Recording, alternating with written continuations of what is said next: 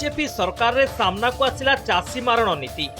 नुआ सरकार चाषी को धान क्विंटाल पिछा 800 टंका इनपुट सहायता देवा घोषणा करिबा परे आरंभ होईछि दुर्नीतिर कला कहानी। पूर्व वर्ष नवरंगपुर जिल्ला रे 12,60,000 क्विंटाल धान किणा होइथिबा बेले चलित वर्ष ताहा 2 गुणरू अधिक अर्थात 25,78,000 क्विंटाल केमिति हैला। चाषी माने केमिति अधिकरू अधिक पंजीकरण कले ताकू नहीं प्रश्न करिछि बीजेडी। अन्यपटे जिल्ला रे 25 लाख क्विंटाल धान गच्छित करिबा पई केउठी एते बड़ गोदाम रहिछि। सरकार केउ मिलर को केते धान गच्छित करिबा को नोटिस दैछंती ओ ताहार तदंत करिबा को दाबी करिबा सह जिल्लापालक निकट रे अभियोग करिछि नवरंगपुर जिल्ला बीजेडी। एथि सह एई दुर्नीति रे लैंप एमडी माने जड़ित रहिथिबा बेले डीआरसीएस एआरसीएस माने मध्य शामिल थिबा अभियोग करिछि जिल्ला बीजेडी।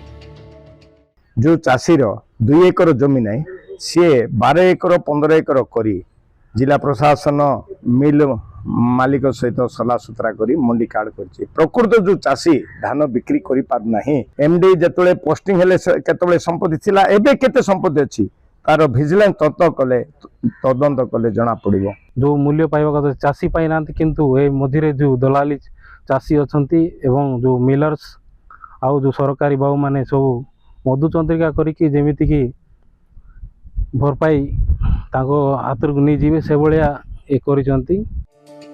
नवरंगपुर जिल्ला रे 4 गोटी लैंप रायघर कोडिंगा मदलपुर और पापड़ाहांडी लैंप रे व्यापक दुर्नीति होइथिबा अभियोग करिसंती बीजेडी नेता प्रदीप माझी। सरकार पक्षरु धान किनिबा पई नियोजित संस्थार अधिकारी माने केमिति दुर्नीति करी मालामाल हेउछंती ताहा तदंत करिबाकू दाबी जोर धरिछे। रायघर लैंप एमडी किभली प्रशासन को मंडीर शेष दिन में सरकार को टार्गेट बढ़ाइबा और निर्दिष्ट किछि मिल को टार्गेट देवा पई चिठी करूछंती ताहा मध्य प्रश्नवाची सृष्टि करिछि। सरकार को नियम अनुसार मार्च 31 तारिख दिन मंडी शेष हेबाकू थिबा बेले से 31 तारिख रे चिठी लिखिछंती जहा तदंत सापेक्ष।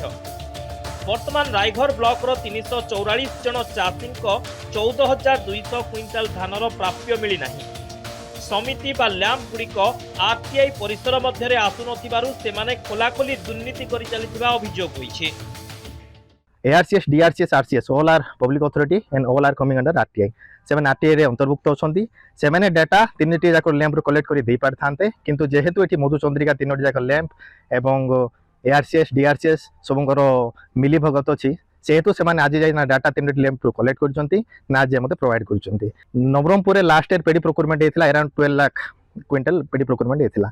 ए वर्ष तार डबल हेछि 25 लाख क्विंटल धान उठा जायछि। नवरंगपुर एते स्टोरिंग कैपेसिटी नै 25 लाख क्विंटल धान को स्टोर हेछि। मते मिलित भाबरे गोडा रैकेट तयारी करी नेक्सस तयारी करी चाषी मानकु सीधा सड़क लूट करचंती जहार पर्दाफाश हवा निहाती आवश्यकता अछि। 344 जन चाषी आई स्कैन करिकी धान देला परे आज पर्यंत से माने तांकर पाउना पाई पारले नाही। से माने तांकर माने धानर मूल्य आज पर्यंत से माने पाई पारले। ये कोन दर्शाउछ सरकार को ये गोटे बहुत बड़ फेल्युअर। चाषी को ठारू धान नहीं गले किंतु टंका तांके अकाउंट का आज चढ़ला नहीं। ये एक विराट स्कैम। जिल्ला रे धान मंडी रे होइतिबा महा दुर्नीतिर खुलासा केबे कराजिबो? टंका पाई नथिबा 344 जन को तांको प्राप्य केबे मिलिबो? तास दुर्नीतिर लिप्त थिबा अधिकारी विरोध में कौन कार्यानुष्ठान ग्रहण करा जाउछि ताहा देखिबाकू बाकी रहिला। Nabarangpur Ajit Kumar Nayak report, Nandighosh TV.